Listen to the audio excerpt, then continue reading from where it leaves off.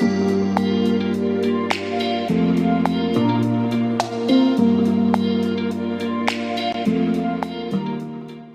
के लिए सांस लेना सबसे जरूरी है। सांस लेने का तरीका हमें स्वस्थ बनाता है। हजारों वर्षों से सांस लेने और छोड़ने का महत्व रहा है, जिसे आचार्यों ने प्राणायाम अभ्यास के रूप में प्रस्तुत किया है।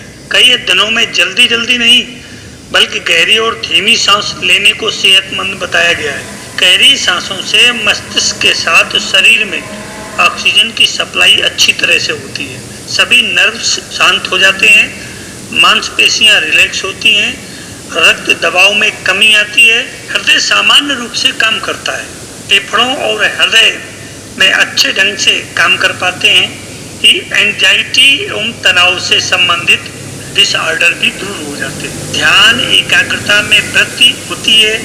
ध्यान के दौरान नियंत्रित रूप से सांस लेने से मस्तिष्क के आकार में वृद्धि होती है, दिमाग सक्रिय रहता है, श्वसन प्रणाली पर सकारात्मक प्रभाव पड़ता है, फेफड़ों की मांसपेशियां मजबूत होती हैं। गहरी सांस लेने से ब्लड वेसल्स रिलैक्स होने के साथ साथ फैलते हैं। सांस लेने में मुख्य केंद्रीय तंत्रिका तंत्र सेंट्रल नर्वस सिस्टम CNS का नियंत्रण दिमाग में है। रीढ़ की हड्डी की चोट या ब्रेन स्टेम में कोई स्ट्रोक अक्सर श्वास को प्रभावित करता है। श्वसन में शामिल प्रमुख नसों में फेरेनिक तंत्रिका, वेगस तंत्रिका और पीछे की थोरेसिक तंत्रिकाएं शामिल हैं। गहरी सांस प्रतिक्रिया का प्रतिकार करके तनाव को दूर करती है। ये आपके पैरासिम्पैथेटिक नर्वस सिस्टम को सूचित करता है, जिसे आपके रेस्ट एंड डाइजेस्ट सिस्टम के रूप में भी जाना जाता है।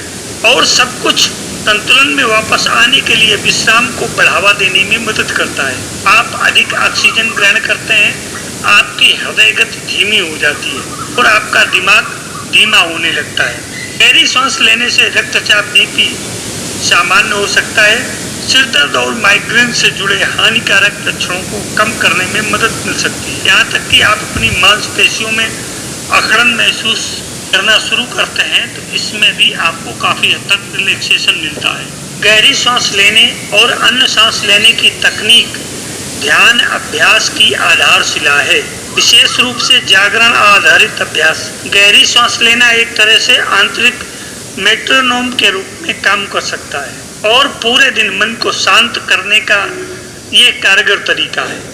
एक अधिकृत ध्यान अभ्यास की तरह ये कुछ ऐसा है जो आप हर दिन करते हैं और जहाँ भी आप तनाव का अनुभव करते हैं, चाहे वो घर हो, काम पर हो, आप गहरी सांस ले सकते हैं। डीप ब्रीदिंग से मस्तिष्क में 175 न्यूरॉन्स एक साथ प्रतिक्रिया करते हैं तथा मस्तिष्क की तंत्रिकाओं में बदलाव लाता है। अमेरिका के नॉर्थ शोर यूनिवर्सिटी हॉस्पिटल में डॉक्टर जोस हेरेरो और डॉक्टर आशीष मेहता ने सांस लेने के तरीके और ब्रेन पर शोध किया। ये सब इमेजिंग तकनीक पर आधारित है। सामान्य अवस्था में मशीनों के जरिए मस्तिष्क में बदलाव देखा गया। सांस पर फोकस करने से सांस की गति गहरी और लंबी थी, जबकि अन्य गतिविधियों में लगे होने पर सांस की गति बदल रही थी। ऑटोमेटिक और इंटेंशनल तरीके से सांस लेने के दौरान मस्तिष्क के अलग अलग हिस्सों में अलग अलग तरह के बदलाव देखे गए। ये पाया गया कि तनाव के समय तेजी से सांस लेने पर मस्तिष्क में एक तरह का हार्मोन निकलता है जो एकाग्रता बढ़ाने में मदद करता है। शारीरिक मानसिक तनाव वाले कामों में हर आधे घंटे में रुककर 5 मिनट के लिए गहरी सांस लेना काफी मददगार होता है। न्यूरोसाइंस में मस्तिष्क में बदलाव देखने के लिए MRI EEG इमेजिंग तकनीक की मदद ली गई। गहरी लंबी सांस लेने पर गंभीर रूप से बीमार मरीजों के मस्तिष्क का हर हिस्सा सक्रिय हो जाता है और इससे इलाज में भी काफी मदद मिलती है। स्टैनफोर्ड यूनिवर्सिटी और कैलिफोर्निया यूनिवर्सिटी में भी इसी तरह के शोध में 175 ब्रेन सेल्स को देखा गया जो सांस में बदलाव पर प्रतिक्रिया करते हैं। ये सेल्स हमारे किसी भी भाव एक्टिविटी को लेकर खासे संवेदनशील होते हैं और उन्हें थकान से भरी गहरी सांस, जमाई लेने, सोने, घूंट भरने, हंसने और रोने की पहचान भी होती है। गहरी सांस लेना और विश्राम आपके तंत्रिका तंत्र के दूसरे हिस्से को सक्रिय करता है। पैरासिम्पैथेटिक तंत्रिका तंत्र जो आपके मस्तिष्क को एक संकेत भेजता है कि आप चिंतित भाग को बताएं कि आप सुरक्षित हैं और लड़ाई, उड़ान या फ्रीज प्रतिक्रिया का उपयोग करने की आवश्यकता नहीं है।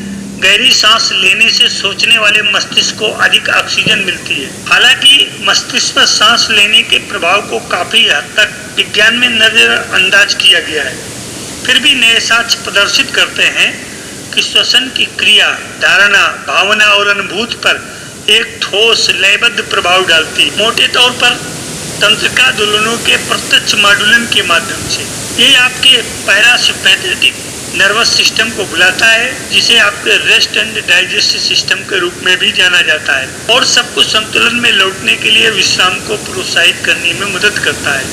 आप अधिक ऑक्सीजन लेते हैं, आपकी हृदय गति धीमी हो जाती है और आपका दिमाग धीमा होने लगता है। सामान्य तौर पर बायां गोलार्ध भाषण, समझ, अंकगणित और लेखन को नियंत्रित करता है। दायां गोलार्ध रचनात्मकता, स्थानिक क्षमता, कलात्मक और संगीत कौशल को नियंत्रित करता है। लगभग 92% लोगों में बायां गोलार्ध हाथ के उपयोग और भाषा में प्रमुख है। मस्तिष्क का तना आपके सेरिबेलम के सामने आपके सेरिब्रम के नीचे बैठता है। यह मस्तिष्क को रीढ़ की हड्डी से जोड़ता है और स्वचालित कार्यों जैसे श्वास, पाचन, हृदय गति और रक्तचाप को नियंत्रित करता है। हम सामान्य जीवन में अपने प्राणायाम अभ्यास को स्थिर, गंभीर, उपयोगी और सिद्ध कैसे बनावें, इस विषय पर हम आज एक अभ्यास को यहाँ पर आपके सामने साझा कर रहे हैं। यह अभ्यास इस तरह का है कि आप जमीन पर बैठ जाएं, कुर्सी पर बैठ जाएं या तख्त पर बैठ जाएं। मोटा मुलायम आसन नीचे डालें जिस पर आप काफ़ी देर तक आसानी से बैठ जाएं। इसके पश्चात आपका मेरुदंड, आपका मस्तिष्क सीधे एक सीध में हो, सीना उभरा हुआ हो और इस तरह से आपका अंदर की तरफ खिंचा हुआ हो, आपके कंधे खुले हुए हों। इस तरह पर आसन पर बैठ करके आसन शुरू करने से पहले बची हुई सांस को बाहर निकाल दें। हमारे शरीर में जितनी भी सांसें हैं इनको बाहर निकालें। इसके बाद बाईं नाक से गहरी सांस भरें और इसी नाक से पूरी सांस धीमे धीमे बाहर निकाल दें। इसके बाद अनामिका यानी तीसरी उंगली से बाईं नासिका को बंद कर दीजिए। 5 बार दाईं नासिका से गहरी सांस भरिए और दाईं नासिका से ही नियंत्रण पूर्वक सांस को बाहर निकाल दीजिए। अंत में दाईं हथेली को भी घुटनों पर ले आइए। इस बार दोनों नासिका से 5 बार सांस भरकर पूरी सांस बाहर निकाल दीजिए। सांस लेने और छोड़ने की आवाज नहीं होनी चाहिए। अभ्यास के दौरान सांस नहीं रोकनी चाहिए। सांस लेने और छोड़ने का समय बराबर होना चाहिए। इसके लिए सांस भरते हुए 5 बार मन ही मन गिनती गिने और मन ही मन सांस छोड़ते हुए भी 5 बार गिनती गिने। ऐसा धीरे धीरे नियंत्रण पूर्वक करना चाहिए। 15 दिन तक इस क्रिया का अभ्यास करें और इसके बाद ही अनुलोम विलोम प्राणायाम का पूर्णतया अभ्यास किया जा सकता है। इसके पश्चात किया हुआ अनुलोम विलोम प्राणायाम सिद्ध होता है। अब इसका दूसरा भाग अनुलोम विलोम प्राणायाम का। पद्मासन में बैठिए और बैठ करके बाईं हाथ हथेली को बाएं घुटने पर रखिए। ज्ञान मुद्रा या छिन्न मुद्रा में अपने बाएं हाथ को रखें और दाहिने हाथ की नासाग्र मुद्रा बनाएं। शुरुआत में बची हुई श्वास को बाहर निकाल दें। इसके बाद बाईं नासिका से श्वास भरिए। सांस भरते हुए पहले पेट फुलाएं और फिर छाती फुलाएं। बाईं नासिका से सांस लेने के बाद अनामिका से बाईं नासिका को बंद कर दीजिए और दाईं नासिका से अंगूठे को हटा लीजिए और पूरी श्वास को बाहर निकाल दीजिए। सांस छोड़ते हुए पहले छाती से सांस बाहर आएगी, फिर पेट अंदर की ओर जाएगा। इसी प्रकार से दाईं नासिका से ही सांस भरिए और बाईं नासिका से सांस बाहर निकाल दीजिए। सांस निकालते वक्त दाईं नासिका को अंगूठे से बंद रखेंगे ये अनुलोम विलोम प्राणायाम का पहला राउंड है। आप 10 मिनट तक इसका अभ्यास सुबह या शाम खाली पेट कर सकते हैं। सुबह 5 से 10 बार इसका अभ्यास नियमित रूप से करना चाहिए और भोजन करने के 4 से 5 घंटे के बाद भी हम इस अभ्यास को कर सकते हैं।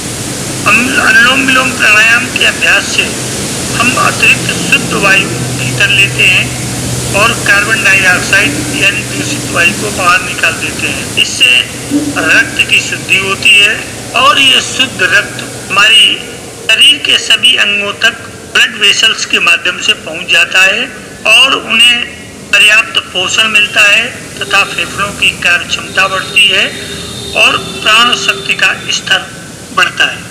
प्राणायाम को सिद्ध करने के लिए सर्वप्रथम समस्त नाड़ी संस्थान की शुद्धि आवश्यक है।